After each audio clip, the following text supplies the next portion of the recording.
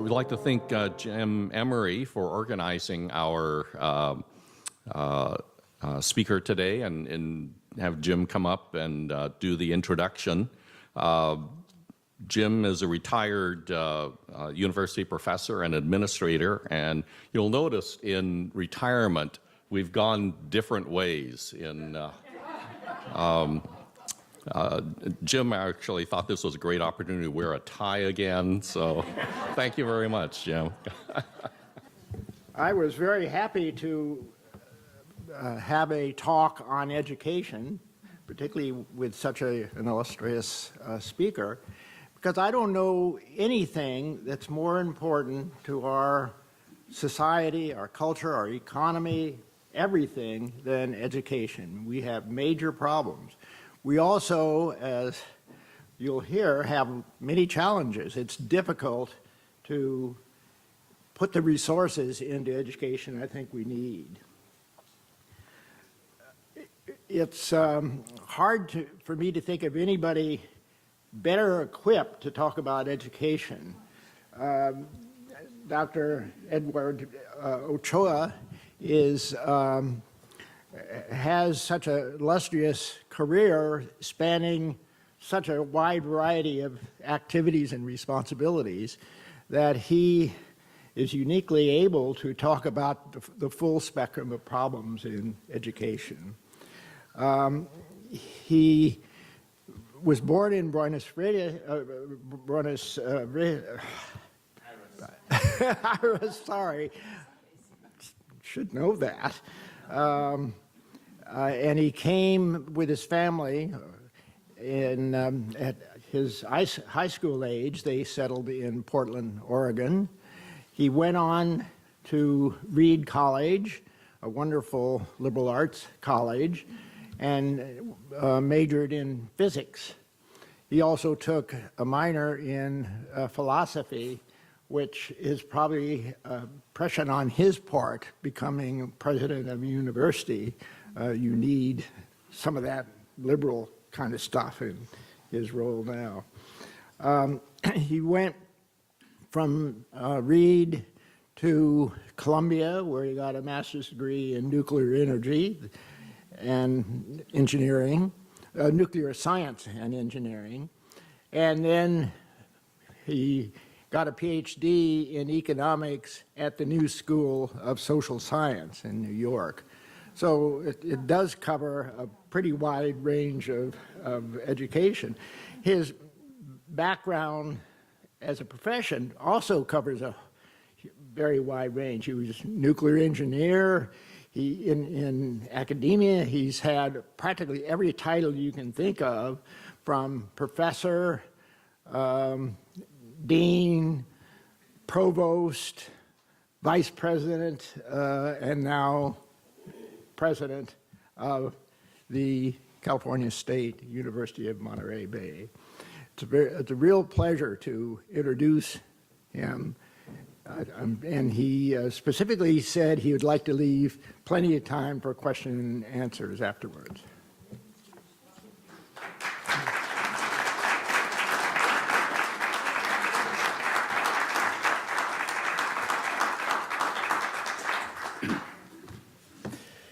Well, thank you for that introduction, and I think that I'm going to be talking to a very well-informed and well-educated group here. I've sensed that already, and which is good, because that means you have a long attention span and will be able to follow me. We talked about what I would speak about today, and decided to keep it informal and leave some time for questions. And rather than have a PowerPoint or a written out speech, I developed an outline. I sat down and I banged out this outline. All one page, but it's 2 columns.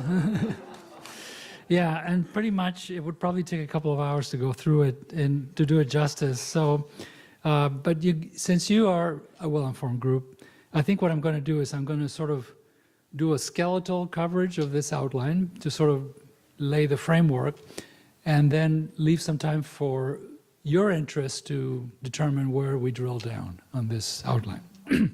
So the outline in large headings, I'm just going to briefly touch on some global economic trends that affect education and its role, the challenges we face in the U.S., some of the responses the U.S. has come up with, and then some of the responses that California specifically has come up with to those challenges, some of the things that the CSU is doing to address this, specifically the CSU system, how the CSU and its mission fit into the overall framework of U.S. higher education, and finally, turning to CSUMB, and specifically what its priorities are and how it sees itself serving the region.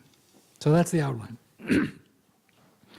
So as far as the global economic trends, I'm sure it's no surprise to you for me to rattle off things like the advances in telecommunications that we experience in transportation. In transportation is sometimes glossed over, but I was really struck by the impact that the development of the container has had and the ability to drastically reduce the cost of shipping goods. And without that, globalization would be impossible. So it's not just that the microprocessor that's accounting for all these changes, but also a fairly, low-tech, old-school engineering innovation, which is the way these containers can sort of latch to each other and be piled up in big ships. Artificial intelligence, we see that looming on the horizon as a potentially transformational, I think it was Schumpeter that talked about epoch-making technical change. That's definitely what that is about to usher in and transform everything about our lives and our work. One thing is clear, though, that in this kind of environment, the rising educational level that is needed for in the workplace is a relentless trend. That's not going to go away. Also, the United States, which has done as well as it has in the post-war era because it had the most highly educated workforce, is losing its edge. The rest of the world is catching up. We're still, when you look at the overall workforce, we still look pretty good. But when you look at the younger generations coming in and compare it to their cohort counterparts in other advanced countries, we're not doing well at all. So that's a real challenge. And so what are some of the elements in the U.S. Educational system that are sort of pain points or things that actually make it difficult for us to address these challenges? We have an atomized educational system. And this has been historically the case in the U.S., but I think in this globalized society, it's becoming an increasingly increasing liability for the U.S. The fact that we have local school boards controlling school systems means that there is wide range of quality and effectiveness across our K-12 system. We don't have national standards in K-12 like most other advanced countries do. In fact, we have legislation that specifically forbids the Department of Education from taking on the responsibilities of what in other countries are ministries of education. We have educational segments that are disconnected because of their governance structures are not linked in any way. K-12 versus post-secondary education hasn't been working together effectively. Because of the balkanized nature of our K-12 system, we also have, and layering on that, the kind of socioeconomic segregation among neighborhoods. You have severely unequal resource allocation between schools and school systems. So that's another challenge. So what the U.S. at the national level, there have been some responses to these issues. Not nearly enough, but some. In terms of national standards, the Common Core initiative that was launched by the National Association of School Heads and the Governors Association, National Governors Association, was an attempt to compensate for the fact that we have the kind of governance that we do in school systems by creating some very broad standards that then could be implemented at the state level. And out of that Common Core came a couple of consortia of states have worked to try to implement it. It has gotten a lot of political pushback as well. So but that's really what's the motivation and the drive to do this, I think, was very well justified, but it has run into challenges.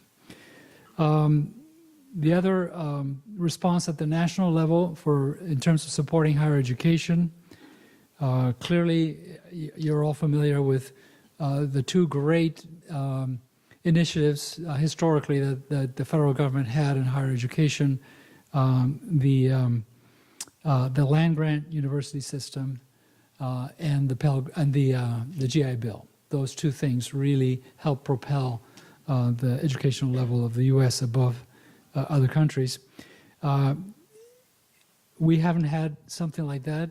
There's been some talk in policy circles in Washington that we need a new land grant, sort of something on that order of magnitude, but it hasn't come about. What we have had, though, is that we've had a significant increase over time in the support, federal support for students in higher education through the Pell Grant system and the federal direct loan program, which has freed up billions of dollars that used to be paid to banks when the federal government simply guaranteed loans from banks. Now that money is being directly put to use in the Pell Grant / direct loan system. So those are some things. And then I think across the country there's been a recognition that higher education needs to focus more on the student. It should be centered on not so much on teaching as on learning and on the students, and a renewed focus on student success. And so there are a number of graduation initiatives across the country that seek to increase graduation rates, shorten time to degree, and generally make higher education more effective. In California, we have coming out of the 2008 recession, our funding for public higher education has slowly been recovering under Governor Brown. Governor Brown, I think, has been a very good governor for the state overall, but he is a very frugal individual, and so he's been giving us back. We were at the CSU, we were cut 30% as a result of the recession over a 2-year period, and we've been clawing our way back from that a few percentage points at a time, year by year. At the same time, we have increased our student enrollment. So on a per student, in terms of real dollars per student, we are still not where we were before the recession.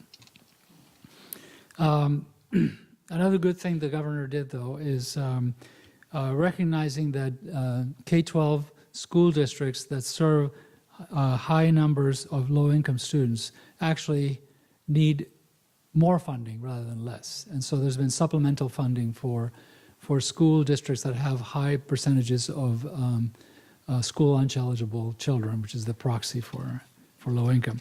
So that's been a good thing, and I think that Monterey County is benefiting from that already. So we're excited about that. Generally speaking, also the recovery of the state's economy and the strength of it has, through Proposition 98, improved funding overall for not only K-12, but also the community college system, which was part of that proposition. So what we now need as a response from the state that we haven't yet received, but we're hopeful with the new governor, is higher funding for higher enrollment in the UC and the CSU systems. Because right now we have a situation where community colleges are actually getting quite a bit of funding to support enrollment. They've also been given a strong directive to focus their mission on preparation for transfer to four-year degree programs and vocational and technical education, not so much on lifelong learning. And because of that, they're generating more and more students that are seeking to transfer to the UC and the CSU, and we don't have the funding to accommodate them. So that imbalance has to be addressed. The CSU itself, some of the steps it's been taking, there's a very high-profile graduation initiative, 2025, that our chancellor has been leading, and all of our campuses are on board with it. And it has set some ambitious goals for improving the graduation rates, both at the four-year graduation rate and the six-year graduation rate. And I have to maybe mention something here. If I actually give you the numbers that we're aspiring to, your first reaction, particularly if your experience is in private higher education, is that's your goal? That's low. But the reality is that we serve a student population that faces many challenges in going to school. Many of them are adults returning to school. They have family obligations. Even some of the younger students have to contribute to the family by working and contributing to the overall income of the family. So they have challenges that many times don't allow them to go to school full time, and so they take longer. Sometimes they need to stop out. All those things. What we are committed to is to maximize the ability of our students to finish as quickly as possible and to successfully complete, given those constraints. So we're not going to match what an elite private university has in terms of completion rates and time to degree, but we can do better by removing any obstacles on our end that we're generating in our institution. And so that working on that, we have had steady progress in our graduation rates. So now I'll tell you what the graduation rates are. In 2015, our four-year graduation rate system-wide was 19%. So in 2018, we've raised it to 25%.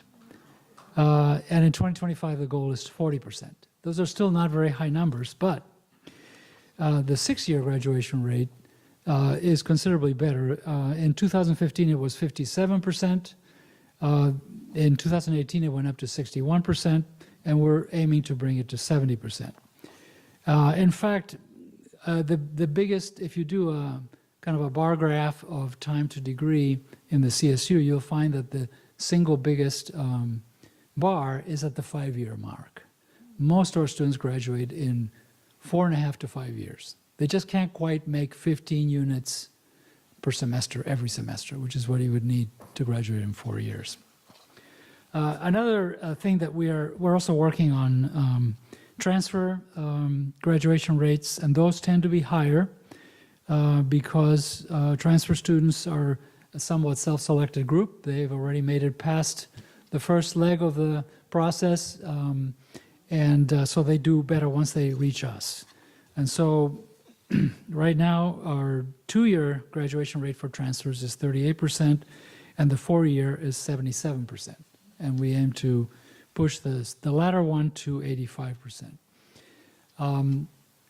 That sounds better than it is, though, because if you actually start looking, if the population you look at is the students, the collection of all students who start in the community colleges with the intention of getting a 4-year degree, you find that historically only about 17 to 20% of those students actually manage to transfer to a 4-year institution. So they're getting stuck in the community college system. And that's something the community colleges are working on and are starting to improve as well. So they have their own version of the graduation initiative.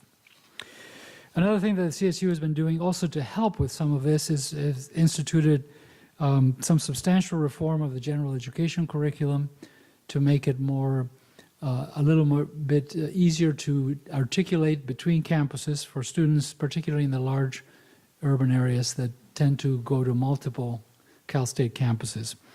And we've also done a system-wide effort to revamp remediation because about half of the students that come to the CSU are not ready to do college-level work in math or English. And so if they get into remediation courses that don't have college credit attached to them, they tend to get stuck in that.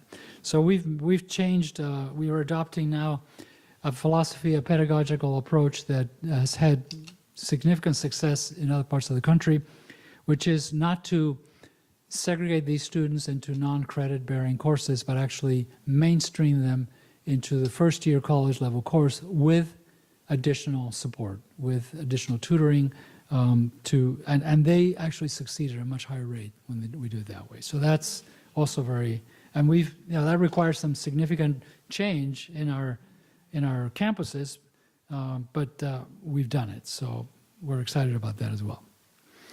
So let me now back up a little bit and do a little aside on the system of higher education in the United States, because after all that litany of problems, the fact of the matter remains that the U.S. higher education system is still the envy of the world, and many people come here to go to school for good reason. And so to try to understand this system and what its strengths are, it helps to look a little bit at its history. Really, higher education, and I'm borrowing liberally here from a book by Ernest Boyer, who was the head of the Carnegie Foundation for teaching, and wrote a very good book called Scholarship Reconsidered that I would recommend to anybody who's curious about this. But in this book, Boyer lays out the three fountainheads of U.S. higher education, which are the British religious colleges, who saw their mission as providing for the moral development of youth, the German Research University, that model was brought to the U.S. by Johns Hopkins and then gradually became adopted by large institutions, and then got really reinforced with the post-war era of federally funded research. And the third one is the U.S. land-grant system, which really created a model of university service to the community and of a research that is driven by social needs and social questions. So these three are kind of present in some combination in every type of institution in the U.S. and really those are the sort of intellectual sources of our system. And the Carnegie Foundation, of course, has a classification scheme for institutions that sort of has some relationship to these sources. Carnegie Foundation looks at the U.S. higher education system and sees there's a few more categories, but the three main categories I'm going to focus on for the senior institutions, the four-year institutions and higher. Basically, you have the doctoral universities that do the research, and there you have a three-part sort of subdivision between the very high research activity universities, which we call in the business, we call them the R1s, and then the ones that are doing somewhat less research but still substantial research with doctorate programs, the R2s, and then a new category that's really becoming important and one that the Cal State system may eventually, certainly some of our campuses already there, and maybe more will go there, and that's what they call the doctoral/professional universities, which is universities that have doctoral programs, but they tend to be focused on the doctoral degree as a professional degree, because increasingly more professions are requiring that as the entry-level degree, rather than a pure research degree like the R1s and the R2s. The other major component of the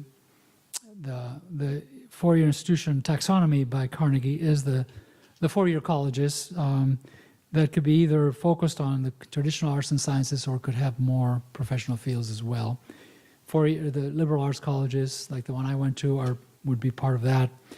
And then in between those two are the master's colleges and universities, like the CSU, which have bachelor's programs, but they also have master's degree programs, and they tend to focus on preparing students for the workforce. That's the thrust of it. And they tend to be, in terms of the expectations for faculty, it's primarily teaching, but with some research in support of that teaching mission.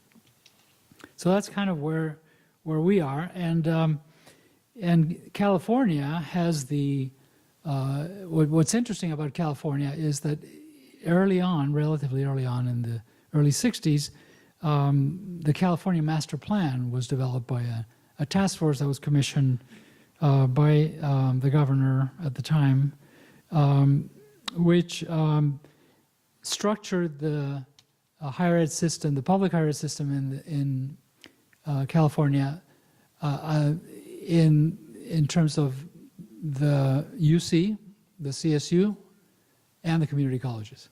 And so each segment had a distinct mission, and they were to be complementary, and collectively they covered all the needs of the state and made it possible for anybody in California to go to college, regardless of how well they did or didn't do in high school.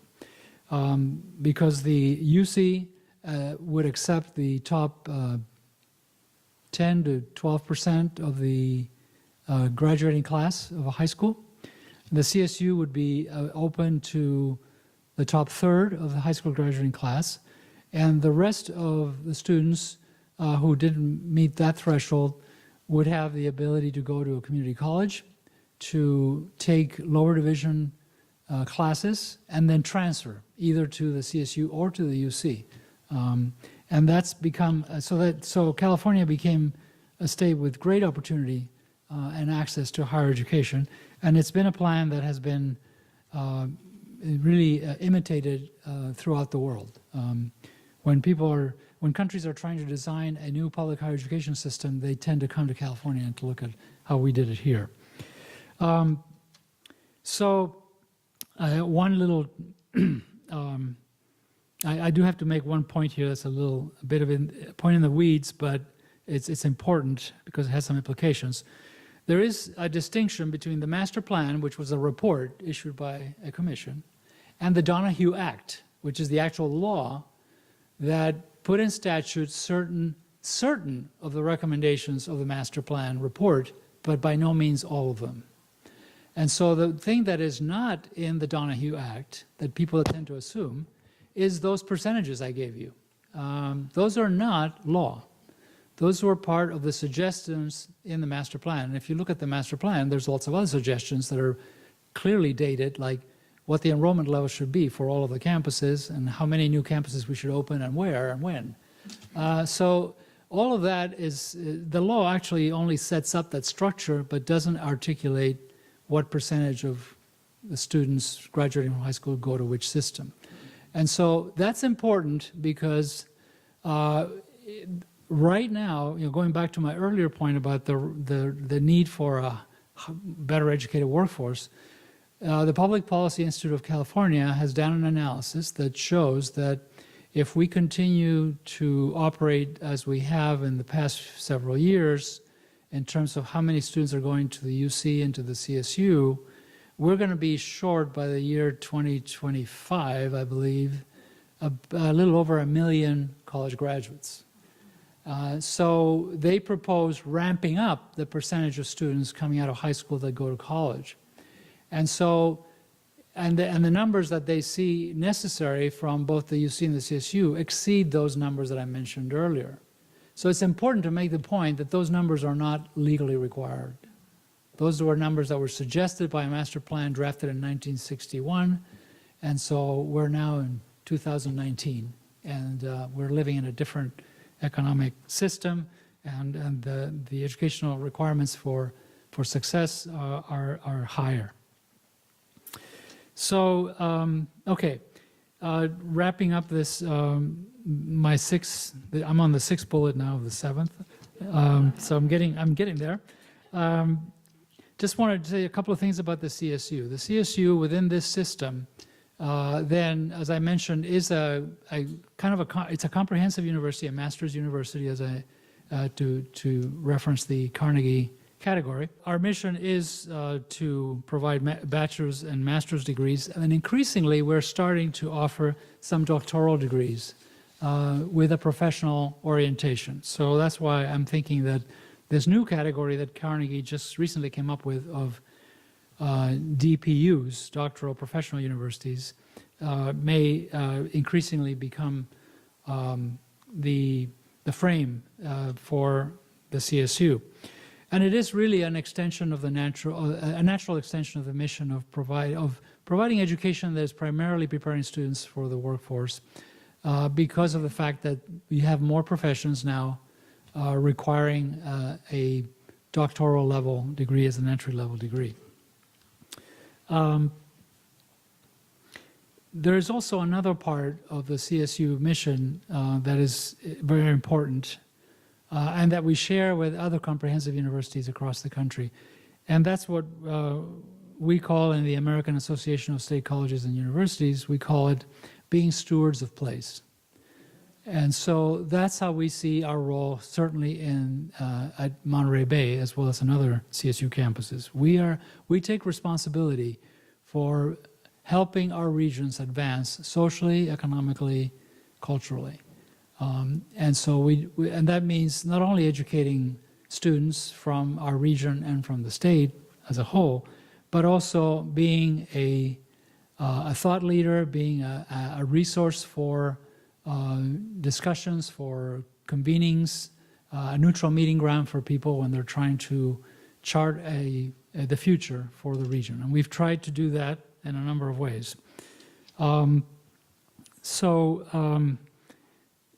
And that brings me to the last bullet, which is what are the, if I were to put in a nutshell what the priorities are for CSU Monterey Bay. Clearly, the first one is to educate Californians here and throughout the state for careers and for life. And secondly, to offer academic programs that support regional industries to help the regional economy. But finally, the third one, to foster, as I said, the educational, social, and economic progress of the Central Coast. So that's what we are about.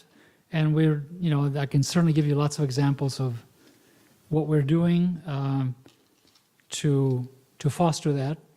But maybe I'll stop here. This was a bit of a whirlwind tour through my outline sheet, but to give you a chance to maybe drill down on some aspect of this that I touched that you may find of particular interest.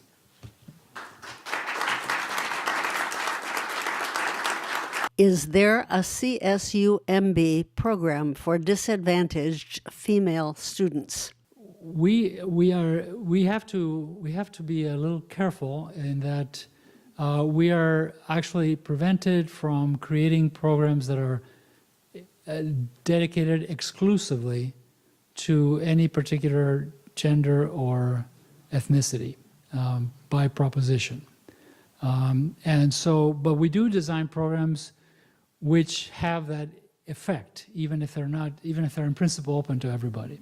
So we've got a number. For example, one of the things that we have done is to promote certain fields that have been traditionally not where women have not been well represented, like the STEM field. And we have a number of activities that are designed to open up opportunities and possibilities for young women in STEM.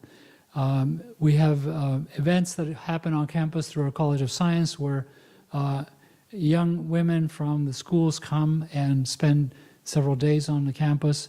We also have, in our regular programs, we've made a special effort to increase their representation. For example, one of our high-profile programs, the Computer Science in 3, the CS in 3 program, is one that was heavily promoted in the Salinas Valley, and as a result, we have a program in partnership with Hartnell College that has been very successful, and actually is drawing students that are almost exclusively from the Salinas Valley, from low-income migrant families, and has nearly 50% female students.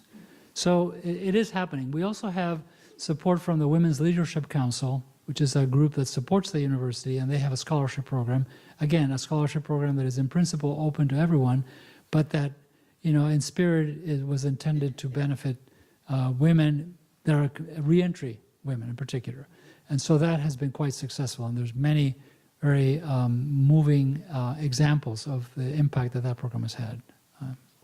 Does California have uniform educational standards like the federal standards that were excellent? Yes, we are.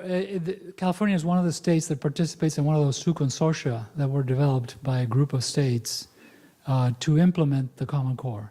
And so even though the Common Core has been very controversial in other states, here we're on board with it. And we are making significant progress. Do you have a feeling for federal funding for higher education in California? Not really. Yeah, I guess, it's, I think that what we're starting to see particularly, I'm less fearful than before 2020, before 2018, because now we have at least some checks and balances in Congress. I think that I'll tell you on a personal level, I felt like I was experiencing PTSD right after the election because it reminded me a lot of what was going on in Latin America, where I grew up.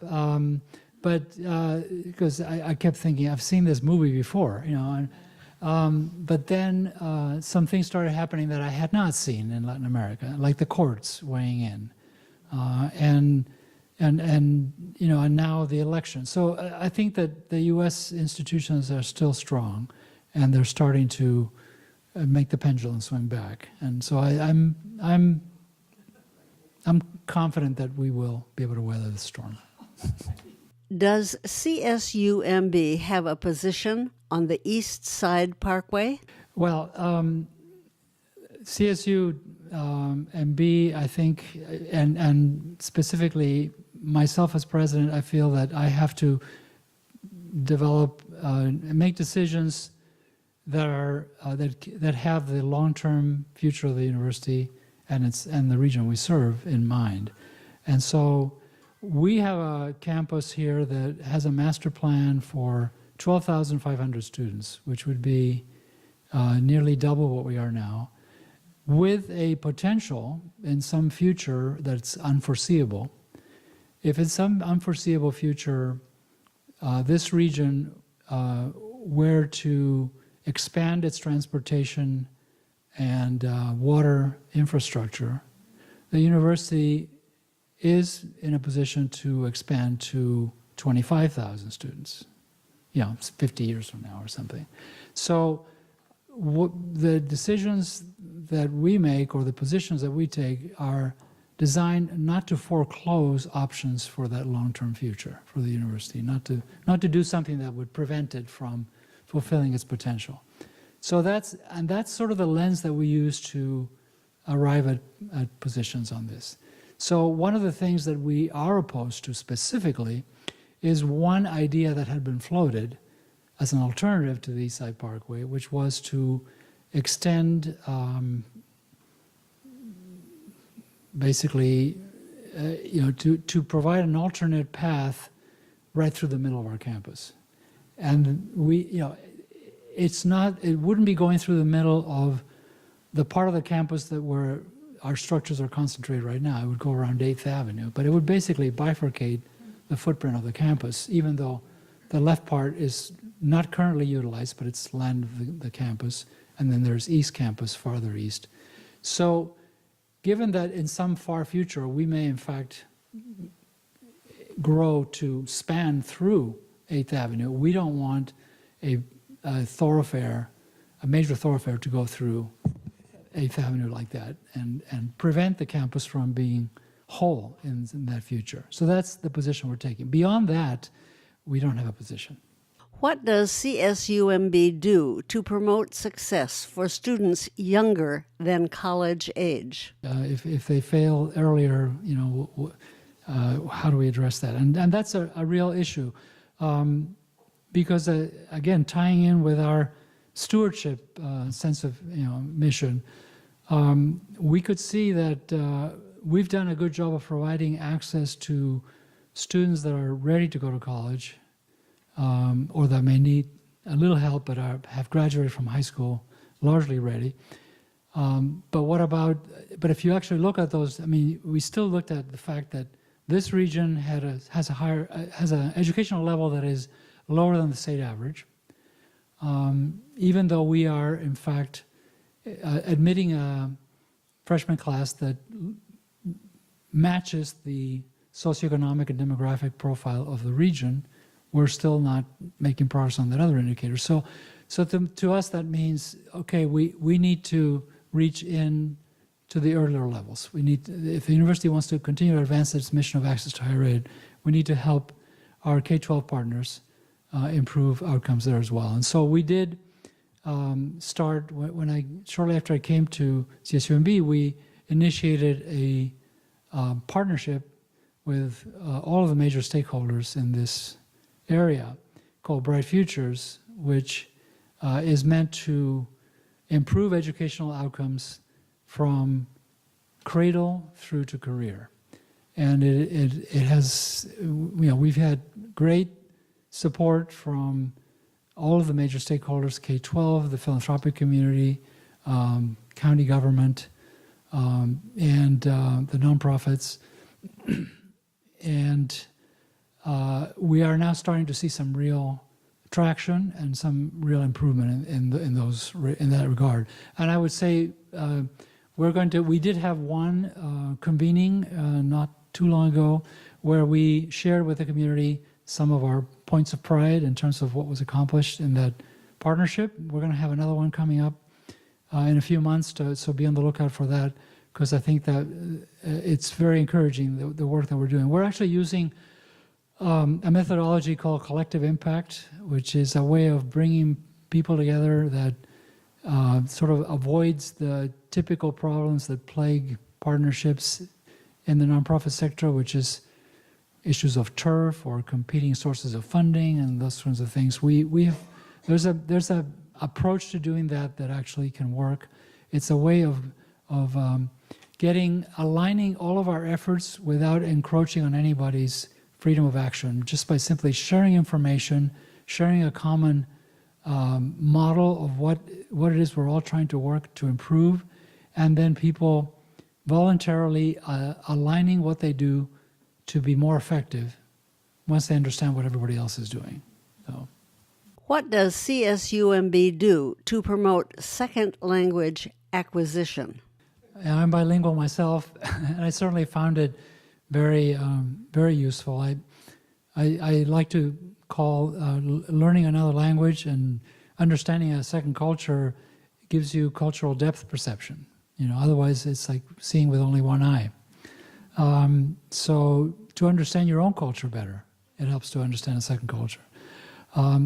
And we agree at CSUMB we have the strongest language requirement of any Cal State campus. That's the good thing. The bad thing is we don't have too many languages for the students to choose from. I would like to change that. We're working on an idea that I'm on a new task force on distance learning and technology for the CSU, and one of my pet issues that I'm going to try to get us to work on is to use the technology to assemble the minimum critical mass you need to run a class from multiple campuses by using technology. So any one of our campuses could offer many more languages by relying on the languages that are being offered in other campuses. What is CSUMB doing about housing uncertainty? We are actually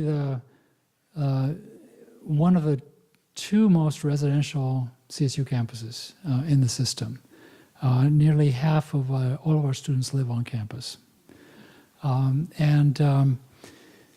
We actually have the ability, the capacity to provide housing to all of our freshmen and just about all of our sophomores.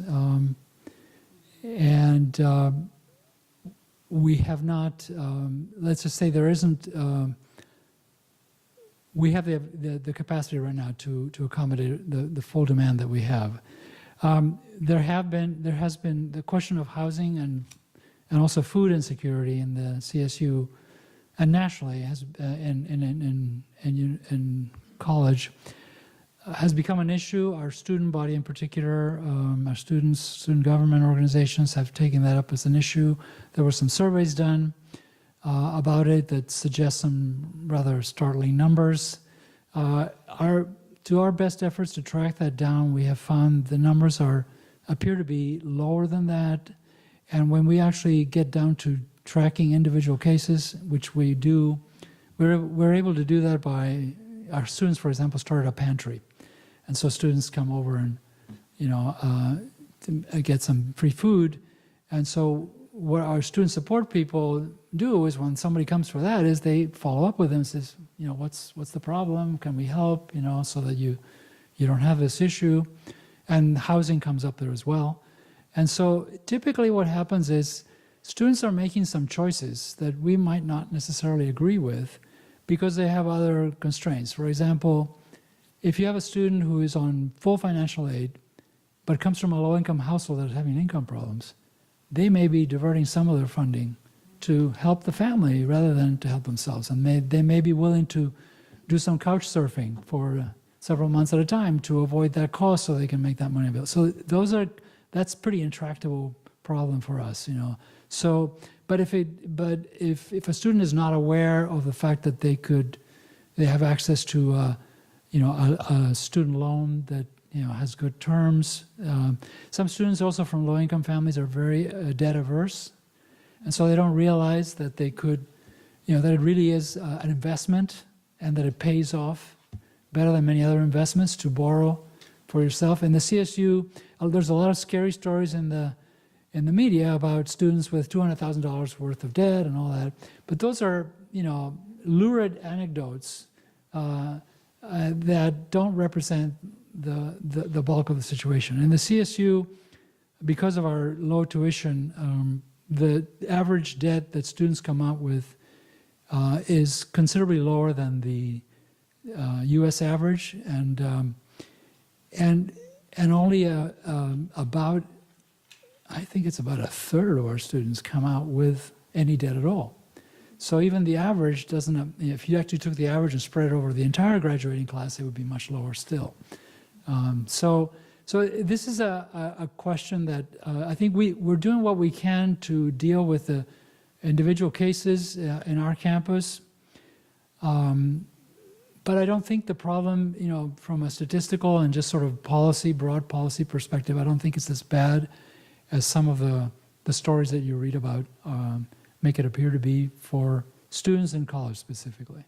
And then the cases where they're really more kind of indicators of a much broader issue with, a low-income family, like the example I gave you, it's tough for us to be able to address that situation because it's a slippery slope for us to going from becoming a university to becoming a social service agency, which would dilute our resources, dilute our mission, our effectiveness, and our core academic mission. So, What about housing for faculty?